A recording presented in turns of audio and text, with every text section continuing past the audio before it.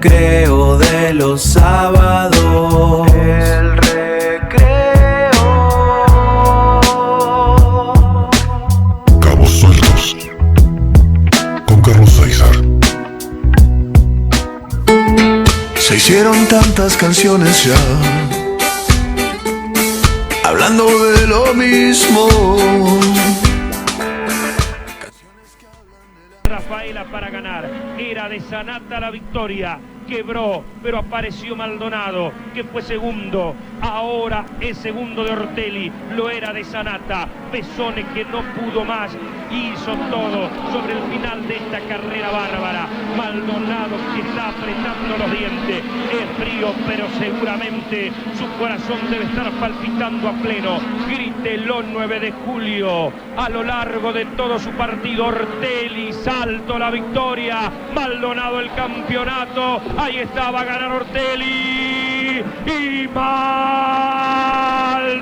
el campeonato y Maldonado la locura y Maldonado la gloria y la gente de Rafaela respetuosa que aplaude y saluda al campeón que debe aplaudir al TC2000, la algarabía del equipo de Maldonado, una corona que tardó en llegar pero que aquí en Rafaela acaba de lograr la algarabía de una ciudad que debe estar festejando Maldonado y la corona, la victoria de Ortelli festejada, Salto también está de fiesta. Ortelli a la victoria, Maldonado el campeonato. Yoyo, buenos días, gracias por venir. Un gusto.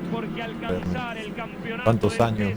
Parece mentira. Año 94. 94, exactamente. En Rafaela. Te decía recién, yo lo escucho ayer cuando lo buscaba, lo veía el video de la última vuelta y todo, se me puso la piel de gallina. A mí, me emocionó a mí. Digo, ¿vos qué sentís cuando escuchas esto? ¿Te sigue conmoviendo? ¿O ya sí, bueno, es parte de tu coraza? Tantas veces, un lindo recuerdo, ¿no? Sin duda, y por supuesto que uno, o sea, cuando escuchás estas cosas, recordás no solamente la carrera, sino tantas cosas alrededor de eso, ¿no? Lo que se trabaja, todo lo que ha pasado, todo lo que pasó por todo el equipo, por la gente, para poder lograrlo. Y bueno, es un recuerdo realmente muy lindo.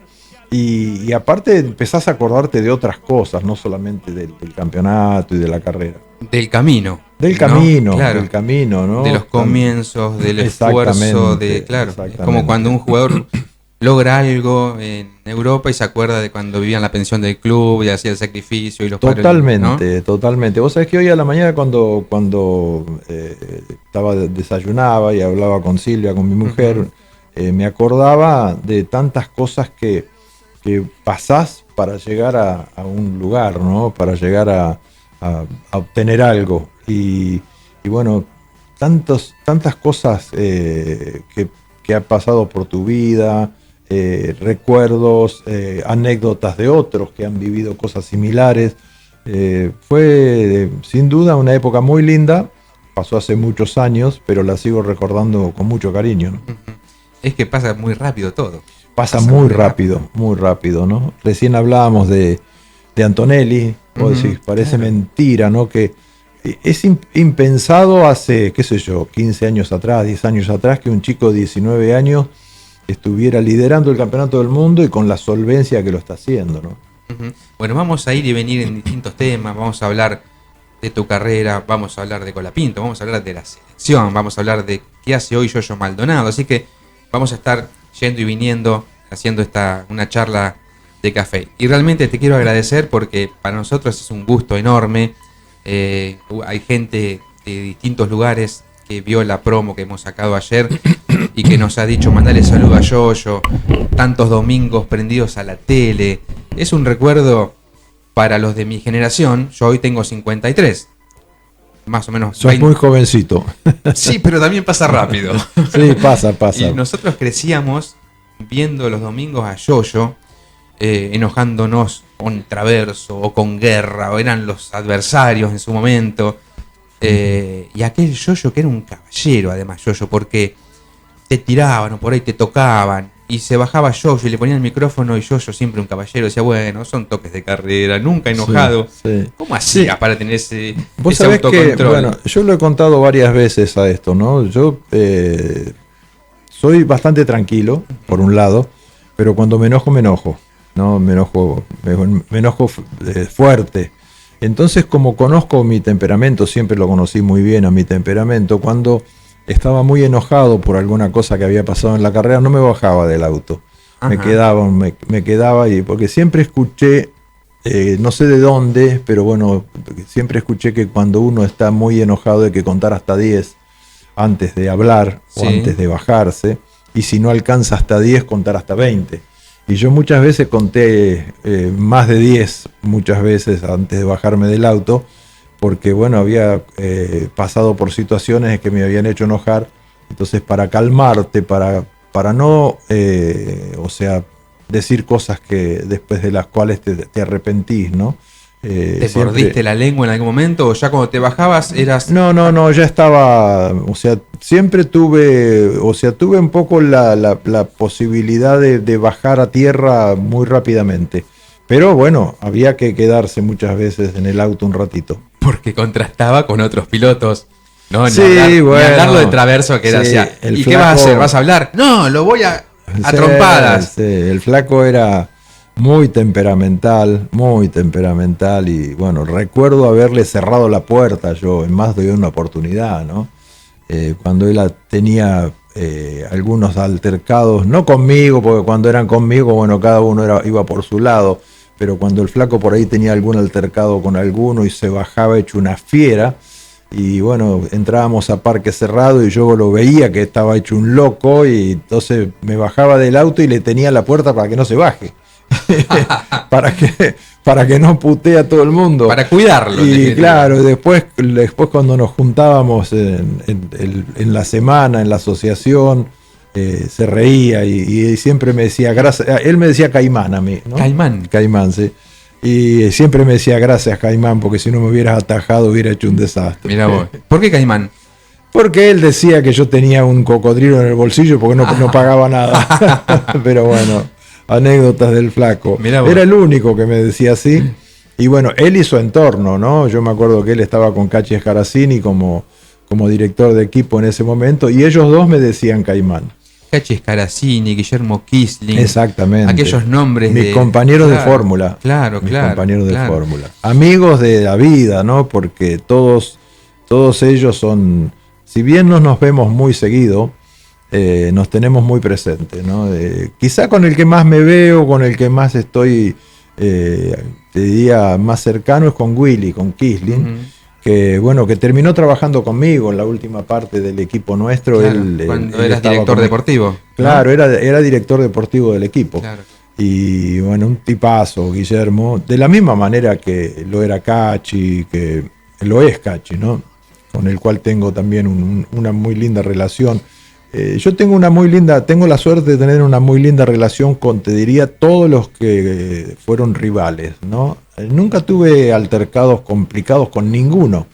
Y hoy me veo con ellos cada tanto. Porque contabas hasta 10 en el auto. Es probable. Justamente. Es probable. ¿Con el flaco tenías buena relación? Muy buena. ¿Amigos o respeto? No, yo creo que no sos amigo cuando estás compitiendo de esa manera. Porque ahí es como dicen los tenistas, o sos vos o soy yo. Exactamente, ¿no? Y tuvimos un comienzo con el flaco bastante conflictivo. Cuando yo empecé a correr en TC2000, yo corrí mucho tiempo en fórmula. Él hizo algún intento en fórmula, pero estuvo muy poquito tiempo.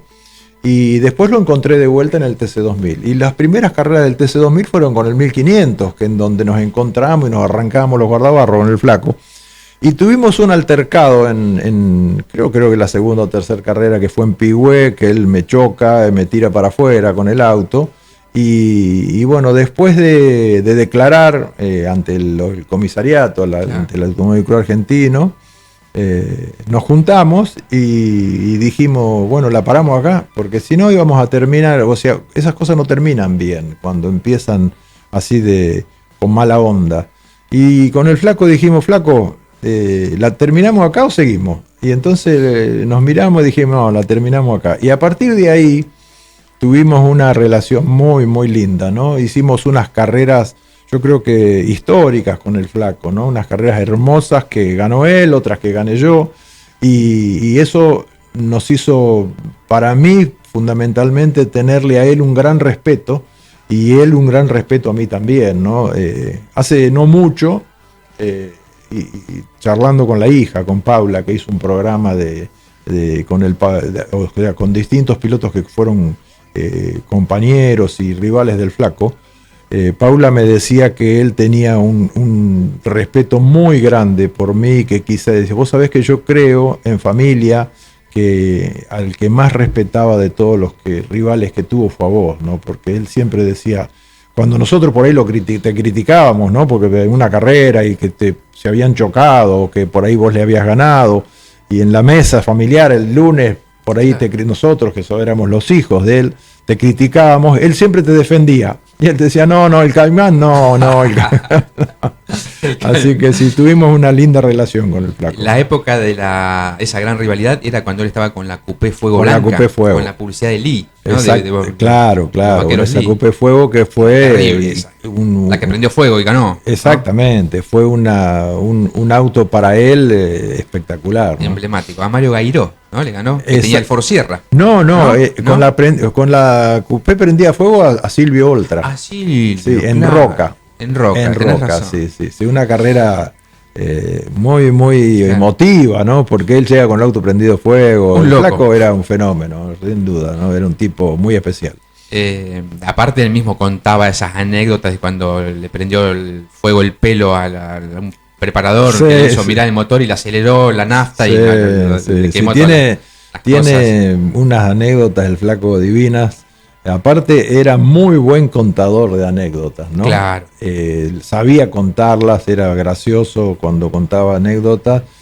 Por ahí le agregaba un poquitito más a cada vez que la repetía para hacerla un poco más amena. Claro, como la Andricina. Exactamente. Pero bueno, sabía contar muy bien lo que le había pasado. Así como él tenía su Coupé Fuego, tu auto emblemático fue el policromático. El policromático, sí. Vos fíjate que yo corrí un solo año. Yo tenía el calco de ese auto en cuarto, quinto año, a mis 16, 17, tenía la calcomanía del policromático pegada en la carpeta del colegio. Mirá vos. Sí. Y hoy tengo el gusto de charlar acá con vos. Bueno, y como vos, tanta gente. Vos fíjate que yo hice mi carrera deportiva con ese auto un solo año.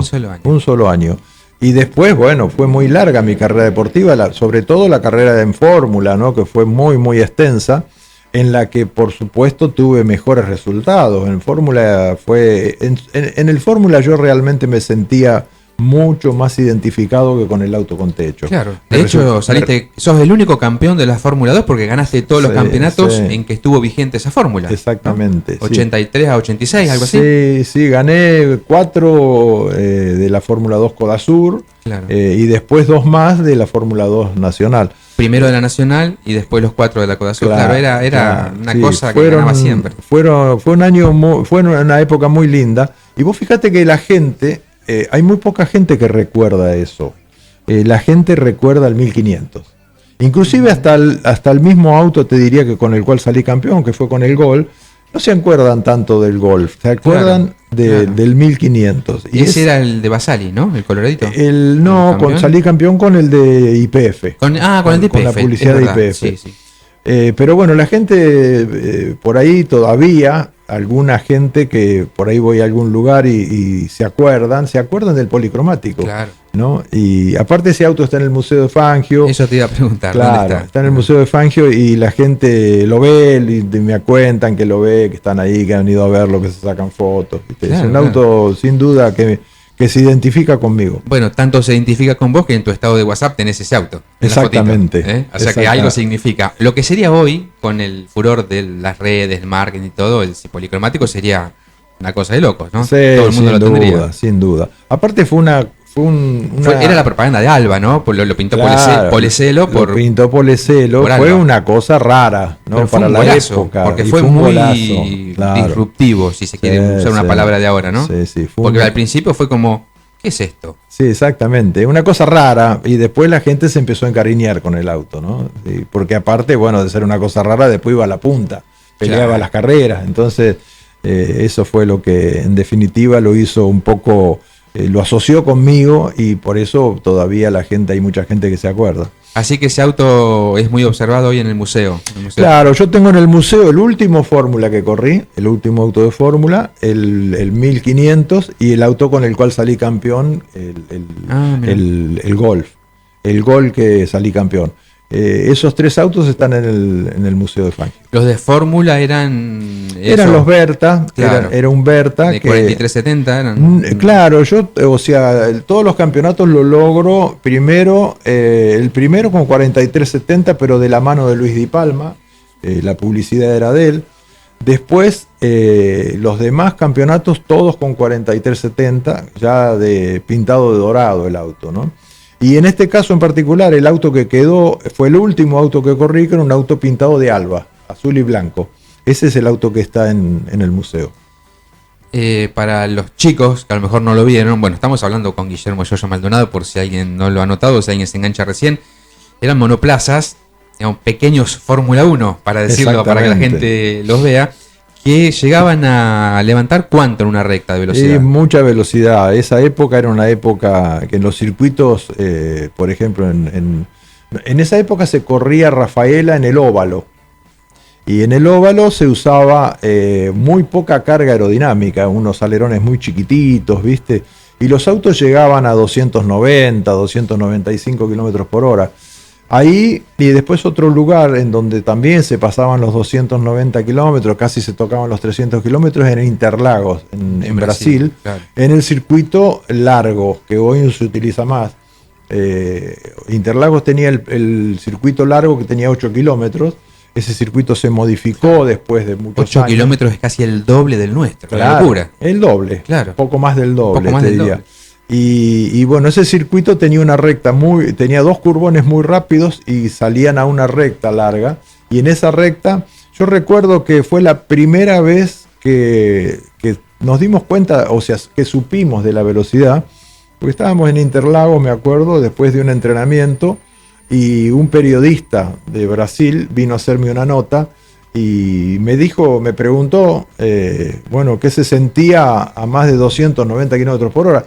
Yo no tenía ni idea que llegábamos a esa velocidad, porque uno no le da bolilla a la velocidad que va por derecho, ¿no? Uno lo que siempre trata es de doblar rápido para hacer el tiempo de vuelta. Y entonces ahí me dijo él que estaban tomando la velocidad con una pistola de velocidad, que recién aparecían las pistolas de velocidad. Y estaban al fondo de la recta y tomaban la velocidad, y el auto mío, junto con los demás, ¿no? Porque íbamos todos igual, prácticamente en velocidad, pasaban los 290 kilómetros por hora. Qué bárbaro. Bueno, justo yo te iba a preguntar eso que te preguntó el brasilero, si me podrías describir con palabras qué significa ir a 290, pero bueno, no lo sentían ustedes. Nada. Pero aparte en un monoplaza, digamos, un techo. Nada. Vos sabés que es más, cuando vas en las rectas es cuando vas controlando todo lo del auto, a eso no le das. Vas controlando que esté todo bien. Claro, que esté todo bien, pones un poco más de atención a todo lo que son los marcadores, de presiones, de todo. ¿Y cuándo tenés tiempo para mirar todo eso? Tenés tiempo, sí, tenés tiempo. Vos fíjate que yo fui a correr en el año 84, creo que fue, a Daytona, corrí con un Aston Martin y llegábamos casi a 400 kilómetros con ese auto. También, me acuerdo que los Porsche, que eran los autos más rápidos, pasaban los 400 kilómetros por hora. Yo corrí con un Aston Martin y el Aston Martin no llegaba a 400, pero estaba ahí tocándole la línea casi de los 400 kilómetros. Y la realidad es que no te das cuenta, porque cuando vas por derecho, es cuando vas poniendo atención a todo lo que tenés que ir haciendo en el auto para utilizarlo bien doblando, que es lo importante, ¿no? Ese año 84 de Daytona, ¿fue la experiencia del famoso boicot o eso fue otra carrera en Estados Unidos? Eso fue otra carrera. ¿Esa cuál fue? La carrera esa fue en Watkins Glen, con un auto de fórmula que había hecho Berta para ir a correr en la Fórmula Super ¿Sabes B. por qué te lo pregunto? Ahora te voy a pedir que me lo desarrolles. Yo tengo ese recuerdo muy fresco de una nota que salió en El Gráfico. Ajá. Seguramente. Sí. Que hablaba Orlando Ríos fue el que hizo la nota. Claro. Que había una foto tuya con el traje de piloto todo, y muy enojado el Gráfico, denunciando lo recuerdo de memoria, no es que tenga el gráfico, debe estar en la casa de mis viejos, pero una cosa así como que cuando vieron que venía este gringo de Las Pampas y les ganaba, un cambio reglamentario o algo así para boicotearlo. Fue una cosa. La realidad es que a Oreste, que fue siempre una persona muy conocida a nivel mundial, lo invitan de la Fórmula Super V. La Fórmula Super V era una fórmula muy parecida a la Fórmula 2 nuestra. Los autos eran los mismos, te diría, con la diferencia que ya en Estados Unidos ya no existían más los autos con monocascos hechos de aluminio, como se hacían acá, como hacía Oreste el auto de él. Eran todos autos ya de fibra de carbono. Eran los Dallara y los Reynard. Dallara italiano, el Reynard inglés. Y eran autos de una generación un poco más avanzada. A Oreste lo invitan para que vaya a correr en las últimas 4 carreras del campeonato de la Fórmula Super V. La Fórmula Super V en ese momento era la antesala del kart. El campeón y el subcampeón de la Fórmula Super V pasaban automáticamente a subirse a correr en el kart, que hoy es la Indy Light, es la Fórmula Indy Light. Bueno, en ese momento lo invitan a Oreste. Oreste me llama y me dice: mirá, me hicieron una invitación para ir a correr en 4 carreras. Dice: si vos me manejás el auto, vamos. Y le dije: bueno, vamos, no tengo problema, yo lo manejo. No tenías que ganar.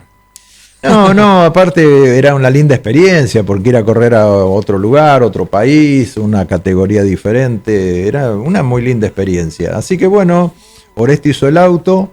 Fuimos, y cuando fuimos, me acuerdo que llegamos tarde a Watkins Glen, que fue la primera carrera, porque se nos complicó para llevar el auto, conseguir el transporte allá. Bueno, llegamos cuando ya habían comenzado los entrenamientos. Pero bueno, bajamos el auto, pusimos el auto en pista y el auto de movida iba bien. Y el circuito de Watkins Glen, que yo no conocía, no es como ahora que hay simuladores, claro, ¿viste? Claro. Ahí no conocía nada. Y era un circuito que tenía varias curvas ciegas, de donde vos empezabas a doblar y no sabías dónde salía. Y no lo había podido recorrer tampoco porque llegamos tarde, entonces no te dejaban entrar a la pista a dar una vuelta con un auto estándar, con un auto particular. Así que salí a pista con los ojos vendados prácticamente. Y ya en el primer entrenamiento anduvimos bastante bien, no teniendo el auto en condiciones, porque el auto no tenía ni las relaciones de caja ni nada acorde. Oreste lo puso más o menos como le pareció. Pero bueno, a medida que fueron transcurriendo los entrenamientos, el auto fue mejorando hasta que llegamos a la clasificación, y en la primera tanda de clasificación quedé cuarto. Y ya el auto iba realmente, nos faltaba todavía, porque Oreste lo iba poniendo a punto. Y bueno, ¿qué pasó? Primer tanda quedó cuarto, segunda tanda salgo, y en la primera vuelta por la mitad del circuito se rompe un elemento de la caja, así que no pude llegar a boxes. Y bueno, quedamos, en definitiva algunos me pasaron y quedamos octavo en la clasificación, para alargar octavo al otro día de 40 autos que había, o 44 autos eran. Era muy bueno. Y aparte el auto tenía una característica de ir muy bien. Yo lo notaba que iba bien el auto, me chequeaba, no sabía quiénes eran los más rápidos, no los conocía, pero bueno, me chequeaba con los que estaban en pista y el auto iba muy bien. Hasta que llegamos el día domingo a la mañana y nos levantamos. Cuando nos despertamos llovía, y llovía bastante. Entonces en esa época se hacía una prueba con tanques llenos, que duraba 40 minutos. Y bueno, y en la prueba con tanques llenos, el auto primero Oreste y después el auto, los dos eran un fenómeno. Oreste puso el auto para andar en lluvia, y cuando terminó el entrenamiento de 40 minutos le habíamos sacado 1 segundo y pico al segundo. Entonces ahí se armó el lío, porque la carrera estaba prevista con lluvia, y ahí se estaban jugando el campeonato entre 2 equipos, y entonces dijeron: este flaco que viene y que larga octavo con un auto que nos está sacando más de 1 segundo por vuelta en el agua, va a hacer un strike y va a sacar a alguno fuera de pista. Bueno, entonces se armó un lío y los equipos pidieron que no corriera, los equipos que estaban peleando el campeonato. Y el comisario deportivo, me acuerdo, hizo una reunión, se llevó a una reunión, el comisario deportivo nos llamó y bueno, y Oreste propuso largar último. Correr la carrera. El comisario deportivo no estaba de acuerdo, por supuesto que no corriéramos, pero bueno, Oreste decidió que largáramos último, atrás de todo, para no molestar a nadie. Y bueno, se volvió a romper la caja del auto porque tenía un inconveniente en la caja. Creo que fue en la quinta o sexta vuelta o séptima vuelta y ya venía octavo en la carrera. O sea, había pasado autos que era una cosa, o sea, una lástima. Bueno, y después esa experiencia se cortó porque uno de los, o te diría que el principal interesado en que se hiciera esa experiencia había sido la OEA. Y la OEA tenía un presidente en ese momento que había gestionado todo esto, que cuando estábamos en plena carrera de Watkins Glen, se hizo una votación y el presidente que estaba perdió la votación y la nueva comisión que vino, la nueva dirigencia, le dio de baja el proyecto. O sea que no pudimos correr las otras 3 carreras, nos tuvimos que pegar la vuelta. Pero la experiencia fue hermosa y sobre todo porque Oreste pudo demostrar que tenía la capacidad de fabricar un auto para competir en el mundo. Impresionante. ¿No? ¿Ahí tuvieron que contar hasta 10 también? No. O sea, las cosas te pasan y bueno, pasan por algún motivo, ¿no? Nosotros estábamos felices porque habíamos demostrado que se podía competir con un auto hecho en Argentina, se podía competir en Estados Unidos sin ningún problema. ¿Eso fue 84? Creo que fue 84, sí. No recuerdo bien, pero no sé si fue 84, 85, 83, por ahí fue. Y bueno, lo importante para nosotros, sobre todo para Oreste, ¿no? Haber podido demostrar de que el auto que él hacía era un aparato competitivo en el mundo, ¿no? Terrible. Bueno, sin palabras también lo de Oreste Berta. Sí, increíble. Mago le queda corto, la verdad que impresionante. Sí, o sea, mago no es una buena definición. Claro, ¿no? Porque era trabajo eso, no era magia. Era trabajo, sabiduría, condiciones, no era magia, era un genio, sin duda. Y en tu caso, ese perfil de piloto preparador, ¿viene de la época de las motos? Sí, de la época, bueno, cuando yo corría en moto me hacía las motos. Y a mí siempre me gustó investigar, tocar, ¿viste? Desarmar los motores, armarlos. Y bueno, cuando me tocó competir, lo hicimos con mi gente de aquí de 9 de julio, con el equipo de aquí de 9 de julio, y bueno, lo hacíamos nosotros, ¿no? Yo te diría que nosotros, más que nada, yo no me considero un preparador, yo me considero un trabajador, ¿no? Nosotros probábamos muchísimo, era mucho prueba y error, y la realidad es que, bueno, el trabajo nos demostraba de que era, o sea, lo que había que hacer para estar adelante, ¿no? ¿Pero dónde estaba el secreto? ¿Era solamente trabajar más? Porque debe haber algún secreto, alguna cuestión de... Y bueno, por supuesto que había una lógica... Después acá fue legendario también. Sí, bueno, pero por supuesto que había una lógica de saber por dónde ir, ¿no? Evidentemente yo tenía bastante facilidad para poner a punto los autos, me daba cuenta que le hacía falta un auto para ir más rápido.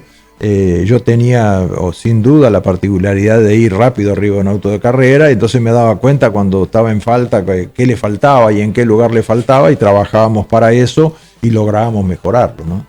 ¿Tu mejor carrera cuál fue? Hay un montón de carreras muy lindas, o sea,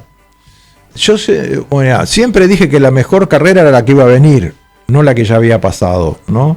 Porque si vos te quedás con el pasado, te quedás durmiendo, ¿no? Y hay una frase de Juan Manuel Fangio que yo siempre la acuné y la tuve conmigo, y Juan Manuel decía que no hay que creerse el mejor, hay que trabajar para ser el mejor, pero jamás creerse el mejor. Y eso tiene un sentido que es muy, muy, muy real. Si vos crees que sos el mejor, dejás de trabajar. Porque si sos el mejor, ¿para qué vas a seguir trabajando? Claro. Entonces, si vos pensás que te van a ganar, que hay gente que te puede ganar, seguís trabajando. Y ese es el sentido de esa frase. No hay que bajar los brazos jamás, ¿no? Y bueno, fue un poco lo que por mi cabeza pasó toda la vida. Yo siempre trabajé para la carrera que venía, sí, no para la que ya había pasado. Sí. La que ya pasó, pasó. Y la que ya pasó te sirve para corregir los errores que cometiste, porque siempre se cometen errores, siempre. Hoy ves que, qué sé yo, o sea, tanto en cualquier categoría gana alguien y vos decís, qué fenómeno, no cometió ningún error. No, cometió muchísimos errores. Claro. Y si vos no te das cuenta de los errores que cometiste y los solucionás, en la próxima te ganan. Y en la próxima por ahí te van a ganar también, pero uno tiene que tratar de superarse permanentemente. Esa es la manera. ¿Y se sigue aprendiendo? Por más Siempre. que no haya corrido 20 años, seguís aprendiendo. Si no seguís aprendiendo, tenés que dejar de correr. Si no seguís aprendiendo, ese es el sentido de o sea que aquel piloto que se retiró en el 96, ¿no? 8 de diciembre del 96, acá me la anoté. Era mucho mejor piloto que aquel multicampeón de la Fórmula 2. Por supuesto. O sea, vas adquiriendo experiencia y vas solucionando inconvenientes, vas solucionando errores. Si vos, por ejemplo, hoy en Fórmula 1 en el sprint lo ganó Antonelli, 19 años, increíble.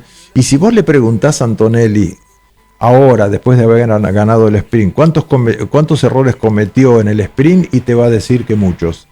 Aunque cuando vos miraste la carrera, te parece que fue un fenómeno, que no cometió ningún error. Pero no, seguro que cometió un montón de errores y seguro está trabajando para no cometerlos mañana, que es la carrera. Es el piloto ya del hoy, pero del mañana, ¿no? Sin duda. Sí. Bueno, 2x3 sale algún Verstappen, ¿no? Claro. Y bueno, ahora salió Antonelli. ¿Colapinto hasta dónde puede llegar? Colapinto, más allá del auto, él como piloto, ¿tiene margen? Mira, Colapinto tiene, yo te diría que en toda especialidad, en todo deporte, hay gente que nace y gente que se hace. Yo, o sea, conocí la parte de motor, ¿no? Y vi en mi carrera deportiva, desde la época de las motos, pibes que eran fenómenos, que se subían a una moto y andaban en la punta enseguida, y algunos que no, que empezaban por la mitad del pelotón o por atrás, y vos despacito los veías viendo que iban mejorando hasta que llegaban a la punta. Esos son los que se hacen.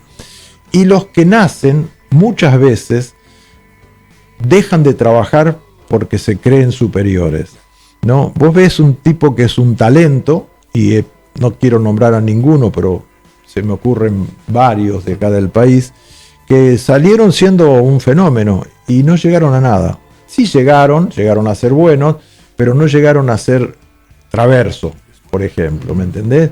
El flaco era un tipo de esos, que él estaba siempre disconforme con lo que le había pasado, con lo que había hecho, como todos los que queríamos estar adelante, ¿no? Si te conformás, perdés. Y bueno, en el caso de Franco, yo creo que se está haciendo Franco, no sé hasta dónde va a llegar. Hoy tiene una falencia que es clasificar, que estar adelante, o sea, hacer la vuelta rápida. Es muy bueno corriendo, la verdad es que el chico anda muy muy bien, pero le está costando dar la vuelta. Y probablemente lo logre, ¿no? O sea, todo depende el tiempo, nos dirá si lo logra o no lo logra. Yo creo que hay en los autos de carrera, en las motos, en todo, hay, te diría, 4 o 5 pilotos que son un par de décimas más rápidos que los demás. Y algunos logran llegar con trabajo, otros lo son por condiciones naturales y otros no lo logran nunca, ¿no? Entonces lo de Franco, bueno, está por verse. Yo cruzo los dedos para que lo llegue a poder hacer, ¿no? Que llegue a tener la posibilidad de subirse al auto para una vuelta en la clasificación y logre hacerla como él quiere, que hasta ahora no lo ha logrado, ¿no? En ese disconformismo que vos mencionabas y que es el combustible en definitiva para seguir creciendo hasta el último día, en lo que se haga, ¿vos sentís que te faltó algo más? Pues uno dice, bueno, ¿qué más quiere? Tuvo un carrerón, corrió un montón de años, fue campeón. ¿Te hubiera gustado hacer alguna otra cosa? ¿Tener alguna chance en Europa?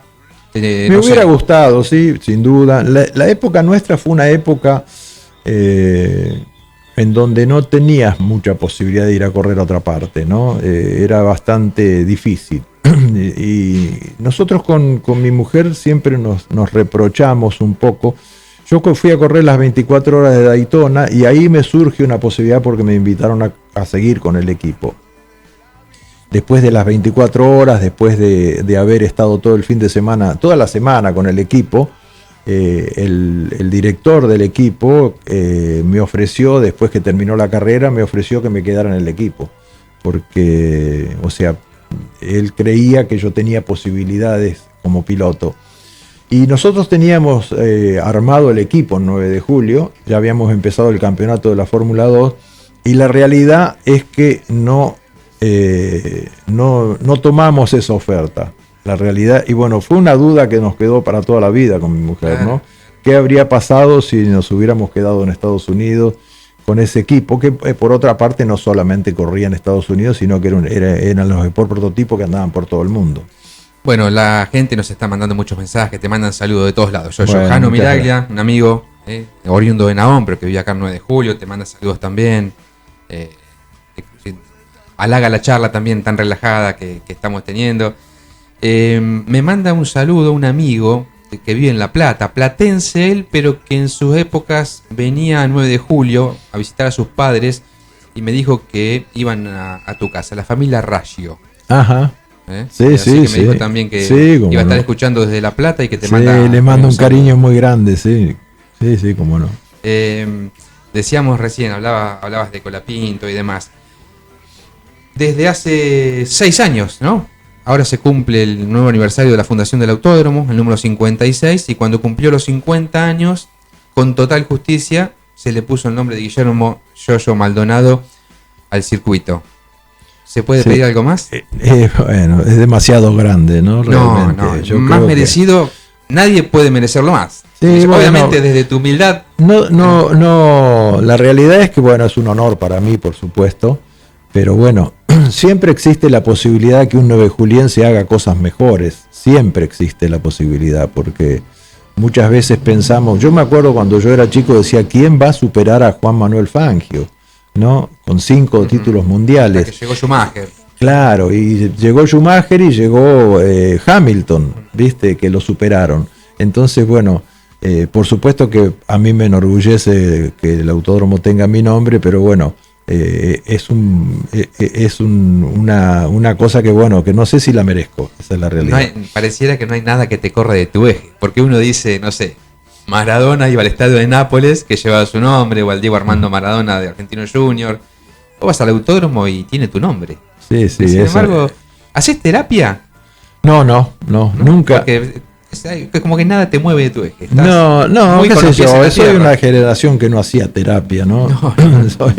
soy en esa Siempre época fuiste no se así, hacía, a lo claro. mejor lo tendría que haber hecho, ¿no? Pero No, lo digo como un halago porque la verdad que no hay nada que mucha gente a lo largo de su vida en algún momento se puede marear, se le puede creer. A lo largo de tu carrera, que la hemos visto, hemos crecido siguiéndote, siempre has mantenido esta línea, esta humildad, esta cordura y sobre todo este respeto. Sí, bueno, yo creo que somos todos iguales. Yo tuve la suerte de que Dios me dio un don, que fue ponerme arriba de una moto, de un auto de carrera y poder ir rápido. Y bueno, lo aproveché, lo supe aprovechar y tuve la suerte de poder vivir de eso. Una cosa, bueno, es como que estás siempre jugando, ¿no? No es un trabajo, es como decir, bueno, estoy todo el día haciendo lo que a mí me gusta y es un privilegio tan grande, ¿no? Vivir de lo que a uno le gusta, es una maravilla. Por supuesto que tiene sus cosas que también las tenés que soportar, que no son tan lindas, ¿no? Hay de todo dentro de una carrera de un deportista, pero bueno, el balance es más que positivo, ¿no? Bueno, hablando de hacer lo que nos gusta y de vivir de lo que nos gusta, a fin de año se van a cumplir 30 años de tu última carrera, ¿no? Exactamente, sí. ¿Y parece mentira. Claro. ¿Y cómo fue ese día después? Vos sabés que hay una cosa rara en todo eso, ¿no? Yo recuerdo que yo siempre he sido bastante parco, vos me conocés bien, no soy de estar en mesas como esta, porque bueno, soy bastante chúcaro, decimos los campesinos, ¿no? Pero sí una cosa me llamó la atención, que fue cuando vos estás en actividad, tenés una vida muy activa permanentemente, y una de las cosas que me llamó la atención cuando dejé el automovilismo todo el periodismo, sabiendo de que yo no era de los que me gustan estar todo el día bajo una cámara o con un micrófono, me respetó siempre eso. Entonces, bueno, se te apaga el celular cuando dejas de actuar en lo que a vos te gusta. Y eso al principio te golpea un poco. A mí particularmente no me disgustó, porque viste, yo soy bastante reservado, pero sí me llamó la atención, ¿no? De un día para el otro, vos tenías una comunicación permanente con la gente, con el periodismo, con todo el mundo, de un día para el otro se te apaga el celular y no suena más. Entonces acostumbrarse a eso te cuesta. Y después, bueno, hay cosas muy lindas que te ocurren. Yo durante el tiempo que corría en autos, yo no podía ir a una tribuna a ver una carrera de autos. Y hoy lo puedo hacer. Después que me bajé del auto lo pude hacer. Porque ya dejás de ser la poquita por ahí, la popularidad, la poquita popularidad, porque también hay que reconocer que lo nuestro era muy chiquito, ¿no? Si vos ves que lo que era Maradona, lo que es Messi, bueno, pobre gente, ¿no? No pueden caminar por la calle. En el caso mío en particular, nada que ver, ¿no? Yo podía andar por cualquier lado, pero sí no podía ir a una tribuna, porque el automovilista, o sea, te conoce todo el mundo.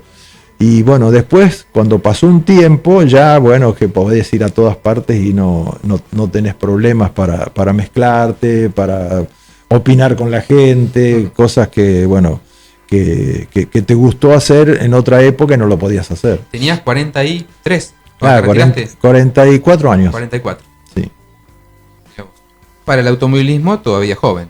Sí, ¿no? Sí, vos sabés que sí, para mí no era, porque vos sabés que yo siempre me han preguntado varias veces, ¿por qué dejaste de correr si estabas peleando la punta? Y la realidad es que dejé de correr porque yo siempre fui muy respetuoso de la gente, ¿no? Siempre, una de las cosas que me hizo contar hasta 10, como decíamos al principio, es que yo no quería bajarme del auto y tener un exabrupto, porque había mucha gente que te estaba mirando por televisión, y sobre todo los chicos, viste, que te miran y que ven a su ídolo, y vos te bajás del auto y haces un disparate y a un chico le pegás una bofetada, ¿no? Entonces, por ese motivo, siempre traté de mantenerme lo más sereno posible para no dar una imagen que le molestara a la gente, ¿no?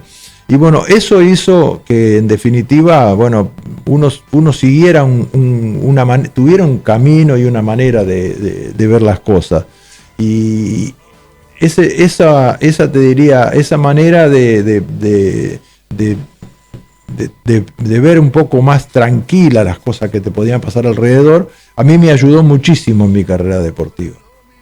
¿Vos ya habías tomado la decisión cuando arrancó la temporada, esta es la última? No. Viendo con el correr? No. O sea, siguiendo con un poco lo que decíamos recién. Yo cuando tomo la decisión de dejar de correr, la había tomado bastante tiempo antes de cuando que dejé de correr.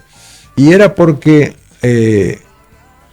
siempre puse todo lo que podía, lo que tenía para poder estar adelante. Y empecé a notar los últimos 2 años, que no estaba poniendo el 100% de mí. Entonces es como que yo me planteaba que era una falta de respeto hacia mi hincha, hacia la gente que pensaba que iban a ver una carrera o la miraban por televisión y estaban mirando que Maldonado estaba jugándose todo por el todo, y yo me daba cuenta que no estaba haciendo todo lo que podía, porque no le ponía al entrenamiento todo lo que le tenía que poner. O sea, estaba como aflojando un poco. Y si bien la experiencia me permitía seguir adelante, yo me daba cuenta que no era el 100% que estaba poniendo. Y eso me hacía quedar en falta. Estaba como en falta. Entonces dije un día, tengo que dejar de correr. No puedo seguir engañándome y engañando a la gente que cree que yo estoy al 100% y estoy al 80 o al 90. ¿Y cómo canalizaste esa adrenalina? Porque debe haber pocos deportes que generen más adrenalina que ir a 290 kilómetros o a 150 o lo que sea, Sí, y de golpe, nada, Sí, por más bueno, que yo sigas creo ligado que- a la actividad como Sí, preparador y todo. Sí, yo creo que eso me ayudó. Me ayudó el hecho de que, por supuesto, que cada vez que me subía arriba del auto de carrera me encantaba porque era era mi esencia, ¿no? Estar arriba de un auto era una cosa hermosa. Pero me ayudó el hecho de que por ahí no ponía todo, ¿no? Y me ocurrió en pequeñas cosas, qué sé yo, íbamos a probar en esa época corría con Walter Hernández de compañero de equipo, y yo tenía que estar probando desde la primera cosa hasta la última del auto, y ya las últimas veces lo dejaba que probara Walter. Porque Ese fue el síntoma que vos detectaste de claro, que acá hay algo que fue cambió. un síntoma que me dije, no estoy poniendo todo lo que tengo que poner. Y bueno, eso me ayudó a tomar la decisión. ¿Alguna vez largaste con miedo? Viste No, que no. se dice que en el caso de Senna ese día tuvo un mal presentimiento. Sí, puede haber tenido un mal presentimiento, pero no miedo. No, No sé vos- si es verdad, porque en No, definitiva no, es imposible probable- comprobar, ¿no? no lo sabremos nunca, pero no. No, con miedo, no. Jamás pensás que te va. Jamás pensás que te va a pasar algo arriba de un auto de carrera, ¿no? Uno se sube y anda y no le das bolilla. Yo me acuerdo una carrera, no me acuerdo dónde fue bien, que en un entrenamiento volqué con el auto, di 7 vueltas, con el Pointer me acuerdo, y a los 40 minutos estaba clasificando con otro auto. En esa época se podía tener un muleto. Y a los 40 minutos estaba haciendo la clasificación y clasifiqué cuarto en la carrera. Así que ni pensé que había volcado, no lo pensás. O sea, es algo que te ocurre y es algo normal. Chocaste, volcaste, bueno, no, te pegás a un golpe, te rompes algo y bueno, es normal. Es lo que ocurre porque es el paquetito que viene con la profesión que tenés, ¿no? Sí, sí. Y cuando pasan esas cosas feas, con algún colega que los ha habido y todo, ahí... Sí. Y son duros, son momentos duros para pasar, pero es como que no pensás en que te pueda pasar a vos, qué sé yo. Yo no sé si es porque uno piensa que a lo mejor a uno no le va a pasar o sigue, la rueda sigue girando y seguís girando con la rueda, pero no. Yo creo que si llega un momento en donde vos tenés temor de que te va a pasar algo, tenés que dejar de correr, ¿no? Le cuento a la gente, antes de arrancar la nota, hablamos un cachito de la selección, ¿no? De cómo sufrimos con Cabo Verde y todo. ¿Sos futbolero? Me gusta no soy futbolero, no sé nada de fútbol, no sé nada, pero por supuesto sí sigo la selección a muerte, ¿no? Y después, por supuesto, los partidos lindos los veo, ¿no? ¿De quién sos hincha? Bueno, siempre Nunca te pregunté. Vos sabés que siempre fui hincha de Independiente. Mira. ¿Y sabés por qué? No. Porque cuando yo era chico en Independiente jugaba un Maldonado. Ah, mira vos. Que después jugó en 9 de julio. Vino a jugar en 9 de julio, me acuerdo ya cuando se había retirado, estuvo jugando en 9 de julio.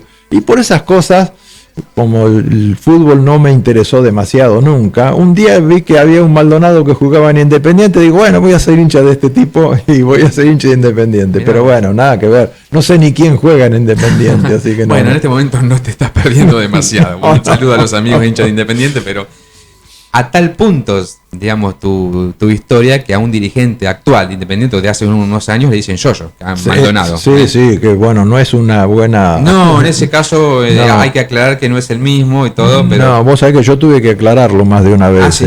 Sí. Sí, pues tuvo un montón de líos y Sí, le dicen tuvo un Yoyo montón de Maldonado. líos y mucha gente creyó que era yo Claro. el dirigente, y mucha gente me llamaba, amigos, los que no eran amigos decían, che, mirá bueno, y los que eran amigos muchos de ellos me llamaron y me dijeron, che, ¿qué tenés que ver con esto? ¿Qué haces en Y yo, Independiente? bueno, gracias a Dios lo podía aclarar, que no era el mismo, ¿no?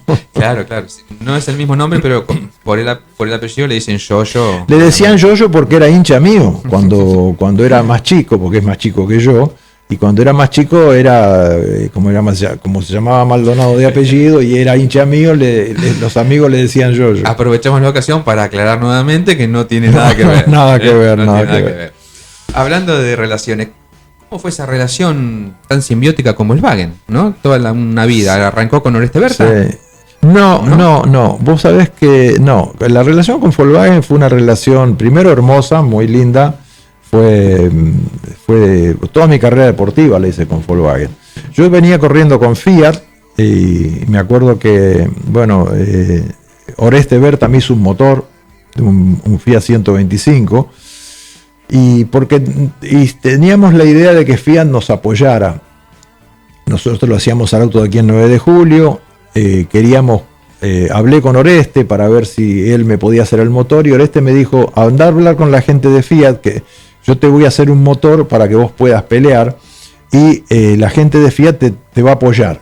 Bueno, fui a 1000 reuniones, bueno, toqué 1000 puertas, nunca me dieron bolilla en Fiat. Y entonces fui a la Oreste había hecho el motor, fui a la primera carrera del año, en el año 80, con el Fiat, en Balcarce, y me acuerdo que me gana Di Palma la carrera. Yo tuve un problema con el embrague en la largada, me quedé mucho, y bueno, me vine de atrás y me ganó Di Palma la carrera por nada, ¿viste? Y entonces cuando terminó la carrera, después me entero que el presidente de la comisión de carrera, que era Luis Estrianese, fue y le dijo a Di Palma, che, ¿qué pasa con este tipo que se vino como loco de atrás? Y entonces Luis le dice, mire, si quiere ganar el campeonato, vaya y contrátelo, porque es muy probable que gane el campeonato. Mira, así arrancó una recomendación de Di Palma. Luis Di Palma, sí. Y bueno, no sabía ese dato. Ahí vino la gente de Volkswagen a hablar conmigo, me ofrecieron que corriera para ellos, y entré al equipo de Luis, a correr con Luis, y el equipo estaba en Altagracia, el director del equipo era Oreste. Por eso que nos fuimos con Silvia a vivir a Altagracia, tuvimos un año ahí, claro. Y bueno, fue cuando gané el primer campeonato. Te decía yo agradeciéndote nuevamente, no sos de dar muchas notas, sí. Me decías que no sos muy habitual, pero cuento una intimidad. Te crucé medio de casualidad en la estación de servicio, en la GNC, fui a cargar gas, y cuando fui a comprar algún chocolate te encontré con otro amigo, y ahí te dije, me encantaría que estés en el programa, y me dijiste, este sábado no estoy, pero después cuando vos quieras. Y así de simple fue todo, y acá estás sentado, así que te lo agradezco, porque la verdad que es un placer para nosotros y para la audiencia sobre todo, ¿no? Bueno, te agradezco, es un placer para mí también, ¿eh? Sobre todo que bueno, nos conocemos de toda la vida, así que es un gusto. No, el gusto es nuestro, la verdad que lo hemos disfrutado muchísimo. Bueno, yo en la actualidad, ¿qué es de la vida? ¿Alejado del automovilismo o algún vínculo algún compromiso? No, el automovilismo no, el automovilismo sí lo sigo viendo sobre todo el automovilismo, la Fórmula 1 que me encanta, y me encanta el motociclismo, ¿no? Yo siempre sigo siendo motociclista, ¿no? Mi pasión, te diría, siempre fueron las motos, desde que era muy chiquitito, y veo lo máximo del motociclismo, que es el MotoGP, y lo máximo del automovilismo, que es la Fórmula 1. Esas dos cosas las miro permanentemente. ¿Andás en moto actualmente? Sí, por supuesto. ¿Moto viajera? Motos, tengo varias motos viejas, me encantan las motos de colección. Empecé a coleccionar motos hace muchísimos años, cuando corría, en la época que corría, hacer alguna moto, restaurar alguna moto, y eso me encantan las motos de los años 50, 60, por ahí. ¿Tenés aquella primera moto o las primeras con las que corriste? Vos sabés que no la tengo, pero bueno, tengo similares, y las motos de colección me gustan, trabajo en ellas, las saco cada tanto a dar una vuelta, porque andan todas las que tengo. Y así que, y después por supuesto motos para la calle, así, para andar. Ayer anduve en moto, aunque te parezca mentira con semejante frío que hace, pero bueno, saqué una moto y me fui a dar una vuelta. Bueno, si tenés que comprar alguna moto, te recomendamos un negocio ahí, bueno, Maldonado Motos. Sí, que está mi hijo ahí te van a hacer el cañón. ¿Te hace algún descuento o no? Sí, el flaco bueno, él salta el moto, es bravo, ¿no? El flaco, hay que pelearlo. ¿Cómo era que te decía Traverso? ¿El yacareno, cómo era? El yacaré, no, el caimán. El caimán. Guillermo también anda en las motos. Sí, fanático de las motos. Más para el motocross, ¿no? Para el salto. Sí, a él, por ejemplo, los autos nunca le interesaron a Guille, ¿no? A él los autos no. Yo me acuerdo cuando En su momento armamos un auto, los chicos del taller le armaron un auto que había corrido Silvio Oltra, me acuerdo que había quedado en el taller, y se lo armaron y junto él con Robertito Berra, el hijo de Roberto, bueno, ayudaron, lo armaron y iban al autódromo a dar vueltas, pero no se enganchó con eso. Un día me dijo, no, papá, los autos no me van. ¿Te hubiera gustado que sea piloto de auto? No, particularmente, no, sincera, si lo hubiera sido, lo hubiera apoyado, sin duda, ¿no? Pero bueno, a él le gustaron siempre las motos, le siguen gustando las motos y bueno, me parece bárbaro, ¿no? Porque a mí también me gustan las motos.